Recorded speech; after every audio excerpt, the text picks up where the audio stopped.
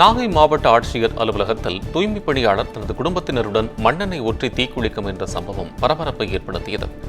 நாகை அடுத்த மேலவாஞ்சூர் பகுதியைச் சேர்ந்தவர் ரமேஷ் ராஜேஸ்வரி தம்பதி. கணவர் ரமேஷ் நாகை நகராட்சியில் துப்புரவு பணியாளராக பணியாற்றி வருகிறார். அப்பகுதியில் உள்ள மதுபான கடைகளிலிருந்து சேகரிக்கப்படும் பாட்டில்கள் மற்றும் பிளாஸ்டிக் பொருட்களை இரும்பு கடையில் விற்பனை செய்து வருவதாகவும் கூறப்படுகிறது. இதனால் துர்நாற்றம் வீசுவதாக கூறி தங்களை புறக்கணிப்பவர்கள் மீது நடவடிக்கை எடுக்க வலியுறுத்தி நாகை ஆட்சியர் அலுவலக வளாகத்தில் குடும்பத்தினருடன் தீக்குளிக்க முயன்றதால் பரபரப்பு ஏற்பட்டது.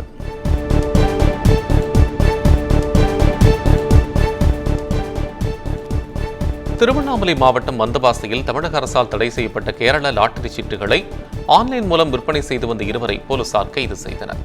வந்தவாசி அடுத்த பெட்டிநாயுடு தெருவில் தமிழக அரசால் தடை செய்யப்பட்ட கேரள லாட்டரி சீட்டு விற்பனை நடைபெறுவதாக போலீசாருக்கு தகவல் கிடைத்துள்ளது.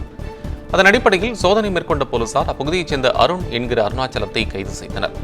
அவரிடம் நடத்தப்பட்ட விசாரணையில் கிடைத்த தகவலின் பேரில் அவருக்கு உடந்தையாக இருந்த செங்கல்பட்டைச் சேர்ந்த சையத் இப்ராஹிம் என்பவரையும் கைது செய்தனர்.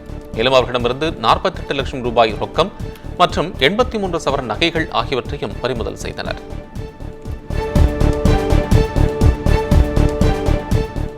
பிரதமர் மோடி அடுத்த மாதம் திறந்து வைக்க உள்ள பாம்பன் பாலம் வண்ண மீன் விளக்குகளால் அலங்கரிக்கப்பட்டுள்ளது.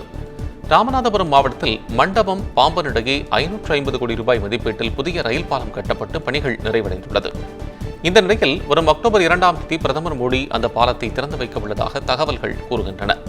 இதனிடையே புதிய ரயில் பாலம் மின் விளக்குகளால் அலங்கரிக்கப்பட்டுள்ளது. இதனை உள்ளூர் மக்களும் சுற்றுலா பயணிகளும் கண்டு ரசித்து வருகின்றனர்.